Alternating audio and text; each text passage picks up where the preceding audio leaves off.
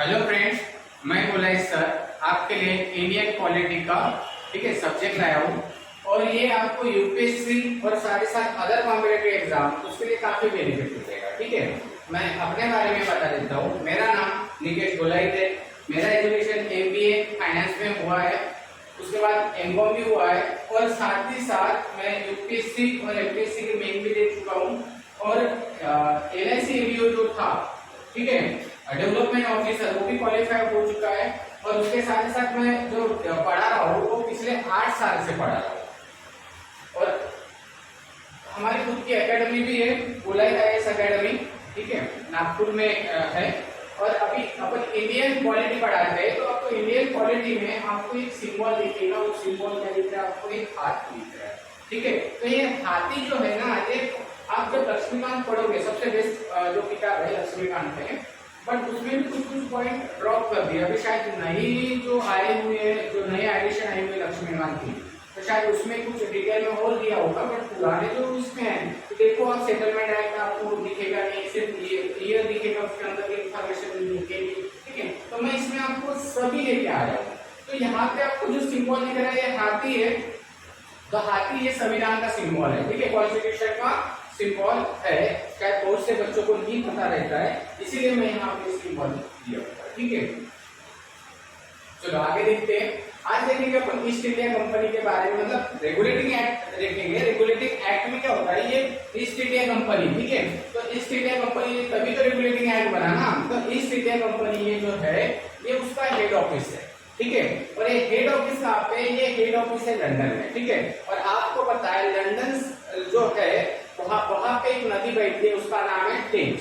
ठीक है, और उसके बाद यहाँ पे आपको सिंबल दिख रहा है, तो बहुत बार क्या होता है सिंबल से भी क्वेश्चन आते हैं, तो आपको ध्यान में रखना है सिंबल में क्या है, वो टाइगर है और वो टाइगर में से हाफ है, और नीचे क्या दिया हुआ है, फिश दिया हुआ है, वो भी हाफ है, मतलब हाफ टाइगर हाफ फिश। साथ ही साथ आपको ना ये 3 जहाज दिखते हैं। ठीक है, क्या 3 जहाज दिख रहे हैं, उसमें जो माल है, वो जो रॉ मटेरियल है वो लेके जा रहे हैं, 2 फूल है। तो ये आपको कभी भी क्वेश्चन पूछ सकता है फ्यूचर में, तो आप इसको ध्यान में रखना कि ईस्ट इंडिया कंपनी का एक है सिंबल है। ठीक है, उसके बाद अपन देखते हैं जो आज पढ़ने वाले हैं, आज का टॉपिक है, ठीक है, रेगुलेटिंग एक्ट। तो आज क्या क्या पढ़ेंगे अपन? रेगुलेटिंग एक्ट पढ़ेंगे, सेटलमेंट एक्ट पढ़ेंगे, पिट्स इंडियन एक्ट पढ़ेंगे और एक्ट 1786 पढ़ेंगे। उसके बाद जो चार्टर्ड एक्ट है गैजेट वो पढ़ेंगे। हर आफ्टर 33 साल में आता था, हर 20 साल के बाद वो आता था। देख लीजिए आप यहाँ पे, क्या देखेंगे आपको 20 साल के बाद में। ठीक है, और जो यहाँ पे जो आपको तस्वीर देख रहे हैं आप, ठीक है, तो ये जो तस्वीर है ये वॉरेन हेस्टिंग्स की, जो भारत बंगाल का फर्स्ट गवर्नर था। ठीक है, बंगाल का फर्स्ट गवर्नर जनरल था, तो उनकी फोटो है।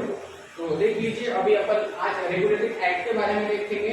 तो रेगुलेटिंग एक्ट जो है वो क्यों बनाया था? तो क्यों बनाया था उसके पीछे का मैं बता देता हूँ आपको कि थोड़ा सा, कि ये इंडिया है,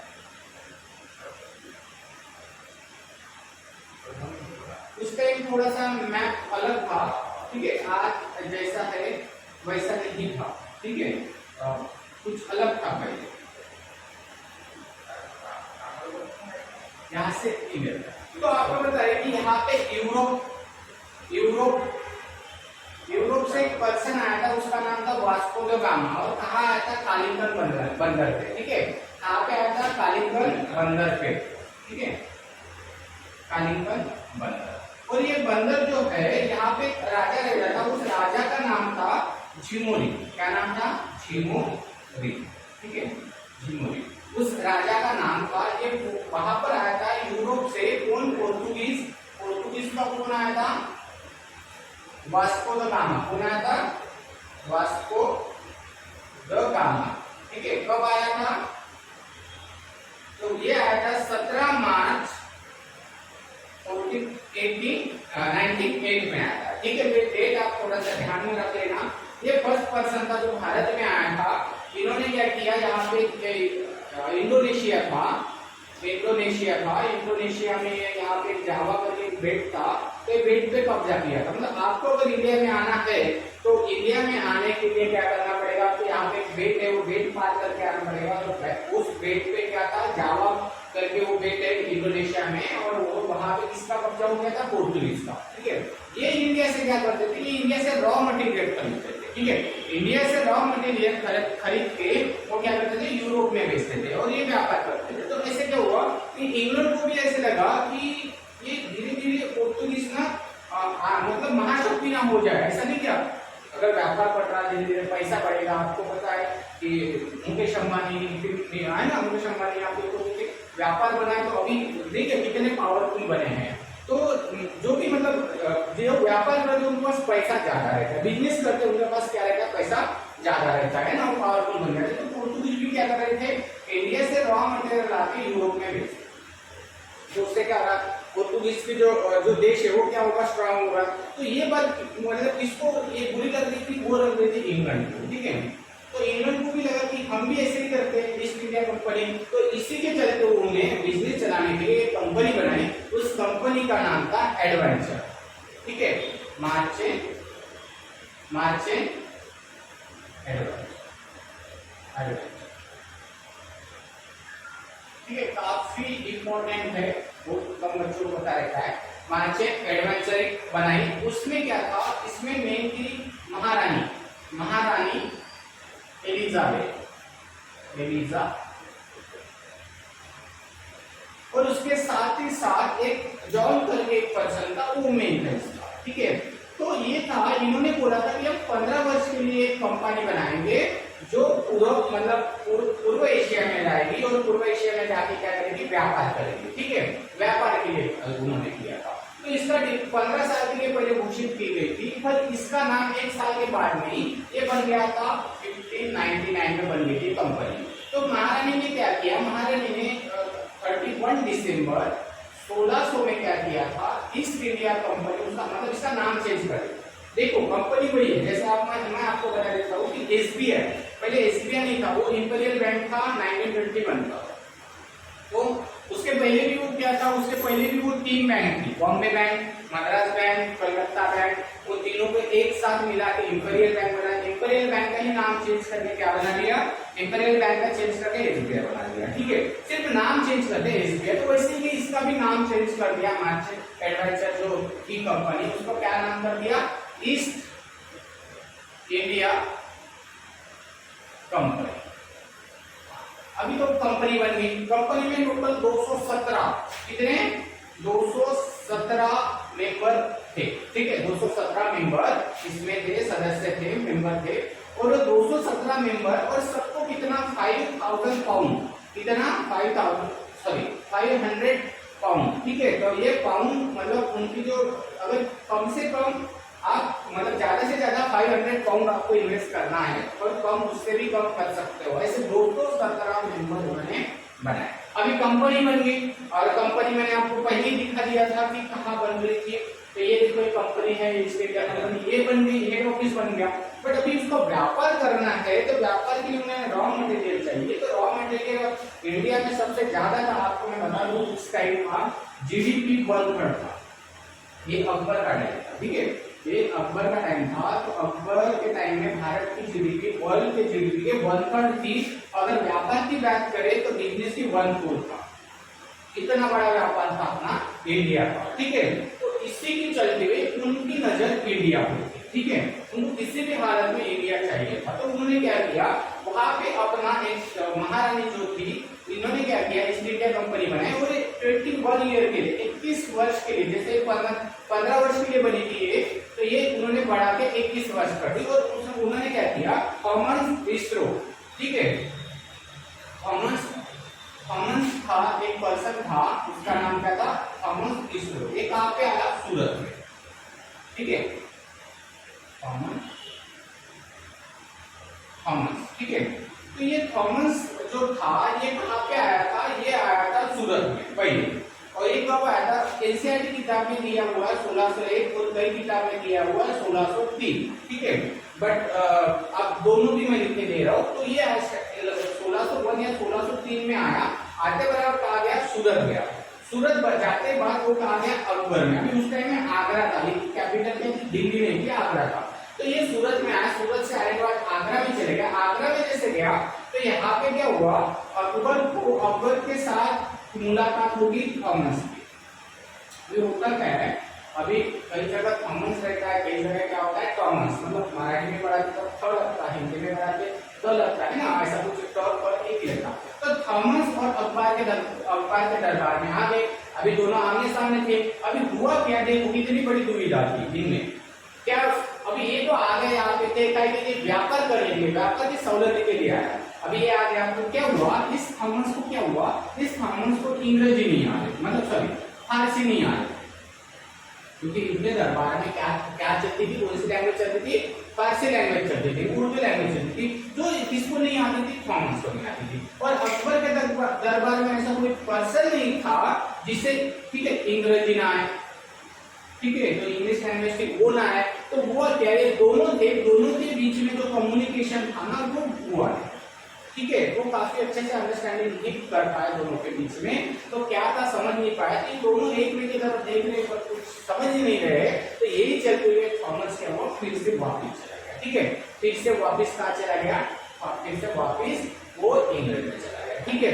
तो अभी इनको तो व्यापार करना ही था, ठीक है, तो व्यापार करने के लिए उन्होंने दूसरा पर्सन भेज जाओ, ठीक है, दूसरा पर्सन भेज जाओ, वो भी भेजा सूरत में आया, सूरत के बंदर में आया, ठीक है, सूरत के बंदर पे आया, उनका नाम था कैप्टन हॉकिंस।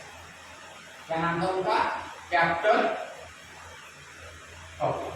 अभी जो कैप्टन हॉकिंस था, ये जो आया था, तो ये आया था, ध्यान में रखना,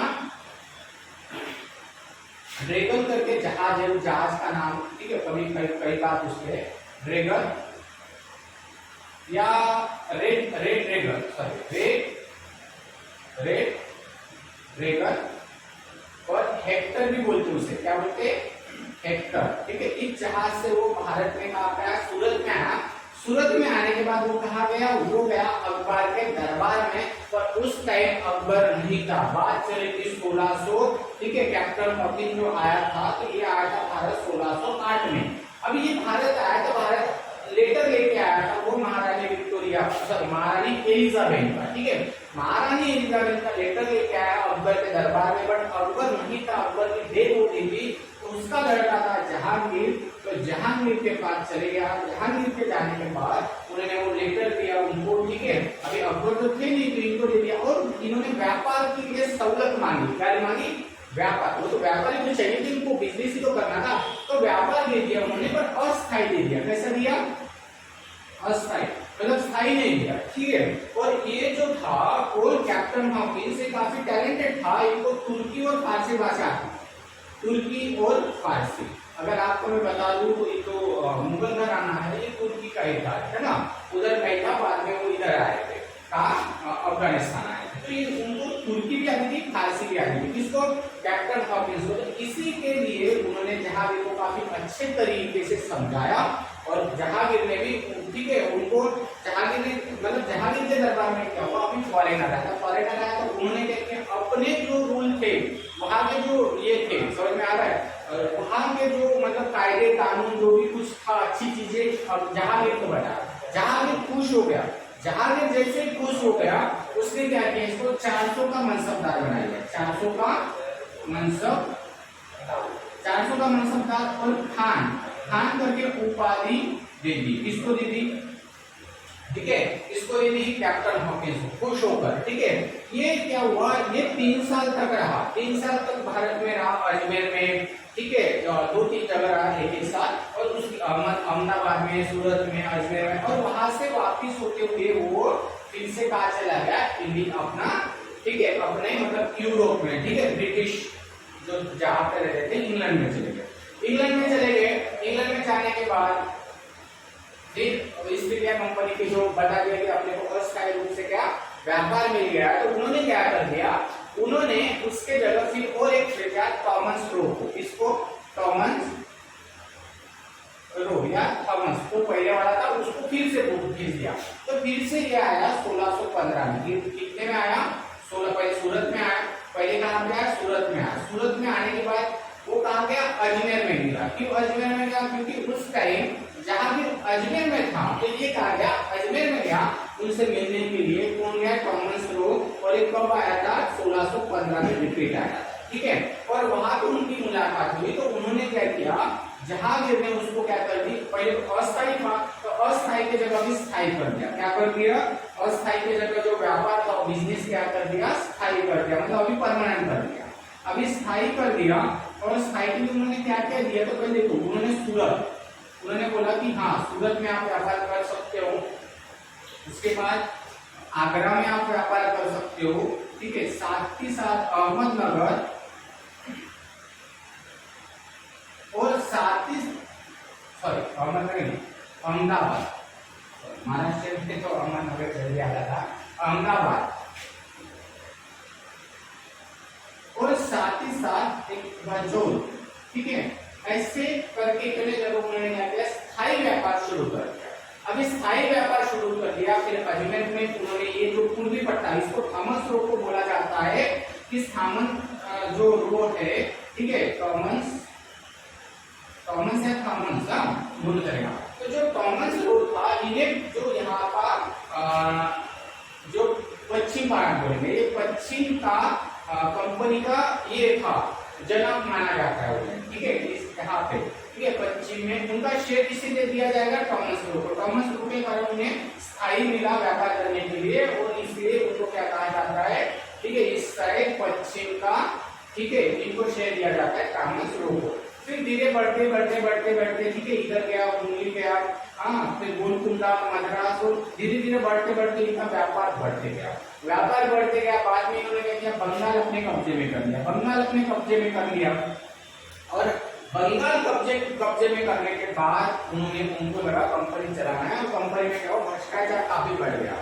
वो निजी व्यापार करना ज्यादा शुरू कर दिया। मतलब क्या किया उन्होंने, निजी व्यापार करना, मतलब अपना कंपनी के लिए तो नहीं, खुद के लिए व्यापार करना शुरू कर दिया। इसलिए कंपनी को थोड़ा नुकसान होने लगा, तो उन्होंने क्या सोचा कि क्यों ना अपन कुछ इनके ऊपर कुछ कानून लगा दे, ठीक है।